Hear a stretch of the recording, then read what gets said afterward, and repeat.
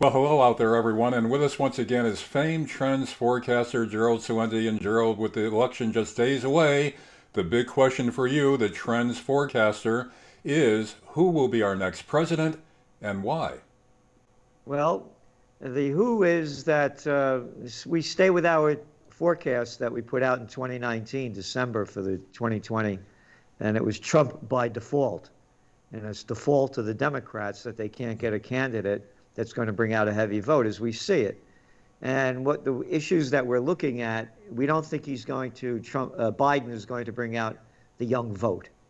They're not crazy about him like they were about Bernie. And this is a very strange election. You know, there aren't those big rallies all the time and people are masked up. So there's not that enthusiasm, although we're seeing record numbers of people going out and voting before Election Day.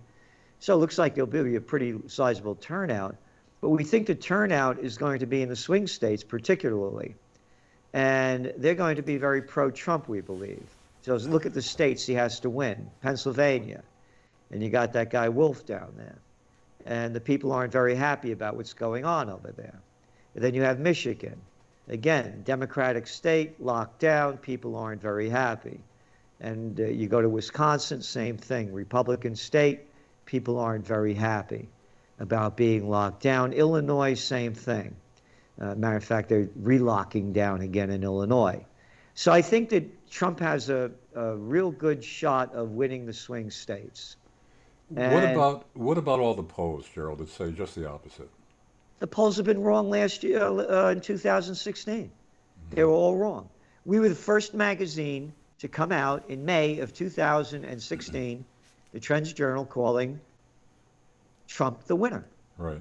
And it was the same reason. People couldn't stand Hillary Clinton. They didn't love Trump. But Trump has a solid support base, and Biden doesn't. The people that are voting for Biden are voting for him because they hate Trump. It's not like, I love Biden. It's not hope and change we could believe in, folks, like Obama gave us. And by the way, I want to mention that too, because I'm sick and tired of people saying America's a racist nation. In a racist nation, you don't elect a black president. Got it, everybody? Good point. Yeah. Yeah. And, you know, are they racist? Yeah, of course there are. They're jerks everywhere. You know, as I say, you want to know how the world's so screwed up, take a look at your family. So take it easy on all this stuff. This is not a racist nation. So people don't have the enthusiasm that the savior Obama was going to bring everybody with hope and change you could believe in. Nobody even knows the slogan they don't repeat the slogan of the Biden campaign. And don't you think that the Democrats have been overplaying the race card, and white people and people generally, even minorities, resents it every time you turn around, somebody is being called racist. Everything is racism, and that's having a counter effect, which the Democrats were hoping for. Yes, it is. It's a counter effect. I'm fed up with it, in the sense that you can make fun of Italian Americans every day. Yeah. Hey, you, the good fellas, the Sopranos. Hey, Larry, it's good to talk to you, you know? Hey, yeah, you know, you can get away with that crap. Bring back Amos and Andy. Yeah, yeah. Oh, yeah, and I want to see the one about the Jewish banksters, all right? And all those drunk Irish cops. Then give me the Sopranos, or else shove it. No, and I mean it. I'm really angry about this. I've been discriminated against as an Italian American. How come I'm not out there on all the media?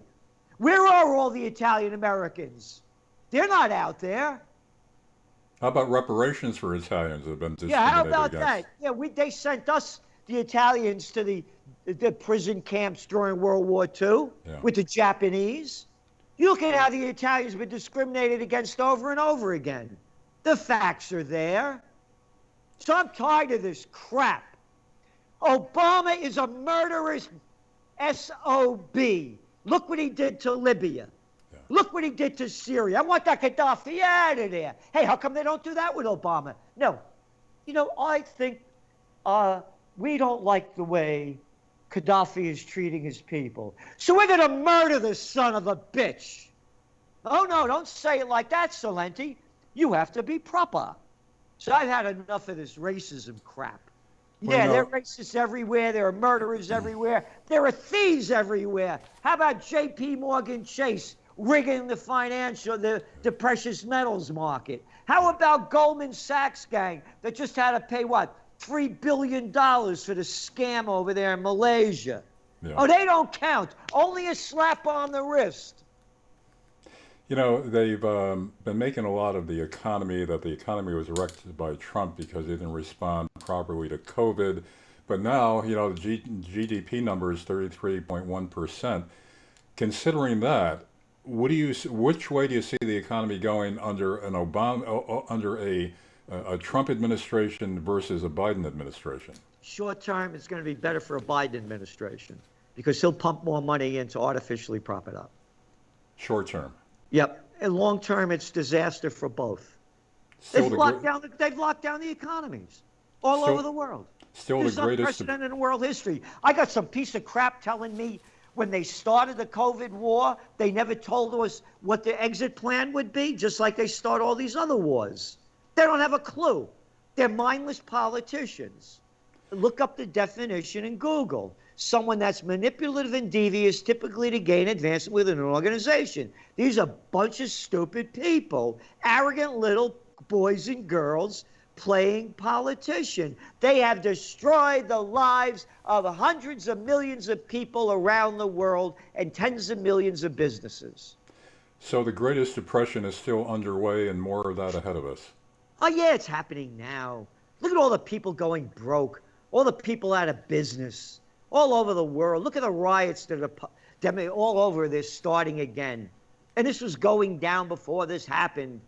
You had negative GDP growth in Mexico and Japan in 2019, flat in Germany. This thing was going down before India. They had 7 consecutive quarters of negative GDP growth before this happened. China was going down. And China, by the way, is the only one going up. Because the business of China is business, and the business of America is war. Is China the greatest economic threat and military threat to us? Biden had been saying all along that China is great for the economy. They're our friends. We don't have to worry about China, et cetera, et cetera. What's your reading on that? They're the slimers that sold us out under the Clinton administration and bringing China into the World Trade Organization, WTO. China's average 5% of the people in 1990s were considered middle class in China. Today, 35%. You look at China's GDP up until they got into the World Trade Organization in 2001, and it goes like that. Mm-hmm. All the companies in America, all of them in Europe that wanted to get their products made by slave labor back then sold out both Europeans and the Americans because they brought all their technology over there. The Chinese didn't have it. They gave it to them. The deal was, yeah, you could do business over here and open a factory. You could become a 49% owner. Right. You give us all your technology. And now what China's doing, now that they have it all, the 21st century is going to be the Chinese century. They have what they call dual circulation. We write this in the Trends Journal. Yeah. They know that exports are going to be going down as the global economy slows down. They got 1.4 billion people. They're going to do business among each other, among themselves. You get a pretty good economy going if you just have 1.4 billion people and you're just trading and buying with each other. Now, so they're building a self-sustaining economy. Joe, considering what's come out with Hunter Biden's laptop and the emails and the apparent arrangement to have access to Joe Biden for business deals and for money, can we properly assume that Biden as president is already compromised? And of course the guy's compromised. He's been compromised all his life. Another guy that's been sucking off the public tit all his life for 47 years. You know, I say this, I was the assistant to the Secretary of the New York State Senate. Right. I know what it looks like from the inside. These people get there because it's all one big club, and everybody's doing deals with each other. Right. That's all it is. So there's no way that a President Biden is going to reign in China because they got the goods on him, correct? Yeah, they got the goods on him, and they sold out to them. It was under the Democrats. And then 2 weeks after 9/11, is when China officially signed on to the World Trade Organization. Nobody knows that. Their minds were somewhere else. Yeah. Yeah. And they've sold us out. Well, you know, with the help of what you call the prostitutes, also, I think, and considering now how the story of Hunter Biden's laptop has been squelched, Yep. it can't be reposted. If Biden gets in, this is going to continue. There's going to be no way they're going to rein in social media, correct? Correct. 100% correct. Go back to Hillary Clinton's election. You got that guy Schmidt, and I don't know if I'm spelling it right, but there's another way I'd like to, that used to run Google. Yeah. And again, we wrote about this in the Trends Journal as it was happening. They were providing all the metrics for the Clinton campaign. Now, that's their club. Look at the free club it is. How can anybody with any consciousness and self-respect look up to a Cook, a Zuckerberg, or that guy from Alphabet? I keep forgetting his name. Starts with a P. Look at these guys. These aren't men. They're not human beings for us. They're from another planet. And the geeks have taken over the world. And it's going to be more geek world under the Democrats, without a doubt. Well, you know, Gerald, as a journalist, I'm very alarmed about how they're controlling information. They already have the networks under their thumb, the major newspapers, and now the internet is also controlling information. You're one of the voices in the wilderness, have been warning us about this for years. So what kind of a bleak future are we heading into in terms of information, state media, ministries of propaganda if Biden becomes president? Worse than it is now. Because look, you go back to when Trump won. And again, I'm not a Trump fan. I can't stand the guy. He's a narcissistic guy. He's not my kind of guy. I'm a political atheist. I just say what's going on. And you look what happened right after he got elected. I'll never forget USA Today the next day. New president. Like, it was either he owed money or he had lawsuits against him or something like that. Yeah. It wasn't. They used to say, okay, you don't like the new president, that's fine. We're Americans. We have to get behind it. Not this time. And then it went into Russiagate, another total fraud. Not one piece of hard evidence. Not one. We assume, we believe. Oh yeah, like you believe Saddam Hussein had weapons of mass destruction ties to Al Qaeda. Right. So they're going to go after him. They're not going to do that with Trump. If Biden wins, they'll be very pro-Biden. But here's what else is going to happen. If Trump wins, we're going to see violence on the street from the Antifas and the Black Lives Matter. More of that. We're going to see a lot of violence if Trump wins. And less so if Biden wins. And where do we go from there then with this violence and with the coddling of the rioters? How bad will this civil unrest get? Terrible. And you're going to start seeing new political parties form. And you might even start seeing secessionist movements going. And that's what's going to start happening. There was a great guy, may he rest in peace, Thomas Naylor, who was very, very formative in the development of secessionist movements, the Second to Vermont Republic. He's a good friend of mine. Lovely man. When he died, it broke my heart, and it still does. And I remember him telling me, this is going to slow down when Obama gets in, and he was right. Now it's going to speed up again if Biden wins. You're going to see a lot of secessionist movements. And you think those could actually take hold? I mean, this country could actually disintegrate in its current form? Yeah. It's the divided states of America right now. I've never seen anything like this. Nobody has. Nobody in our lifetime seen anything like this. And they're so weak. That's the other thing. These are very weak candidates. These aren't like star-studded cats, man. Yeah. Like I said, you got a Biden out there. It's a joke. And at least Trump, he fights his way through. The other guy pushes his way through. But it's not like, we have these two great candidates that people are undecided. My God, which am I going to go for? They're both so great. Yeah, and actually, those who vote for Biden are actually voting for Kamala, are they not? As president. Oh, yeah, definitely. Because they figure he ain't going to make it too much longer, and that she'd be in.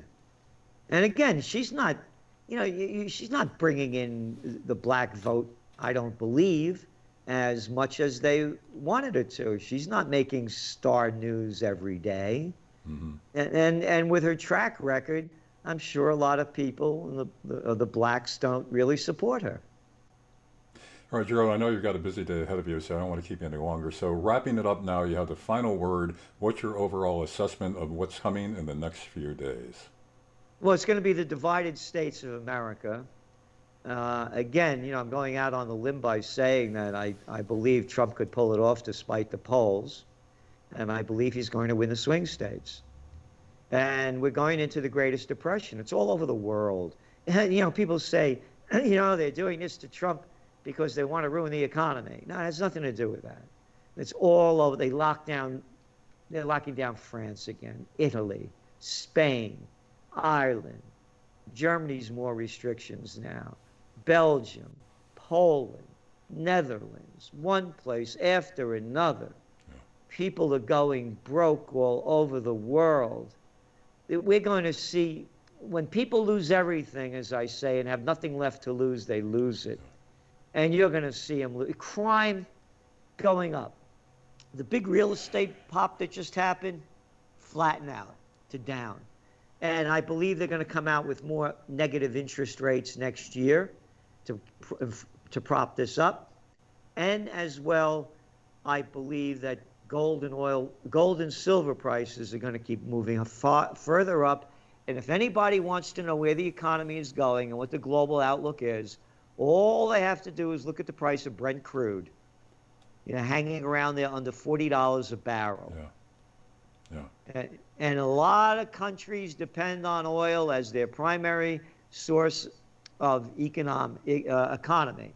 And so whether it's a rich country like Saudi Arabia, who needs oil at about $85 a barrel, or a poor place like Nigeria, where poverty is rampant, Venezuela, where poverty is rampant, you're going to see a lot of protests, demonstrations, and riots taking place around the globe. Well, Gerald, I hope you're wrong, but you've been right so many times in the past. So, on that bleak note, thanks for being with us, and we'll see which way it goes in just a few. Thanks, Gerald Celente, famed Trends Forecaster. Thanks for joining us. And thank you, Larry, and thank you for all that you do. Okay.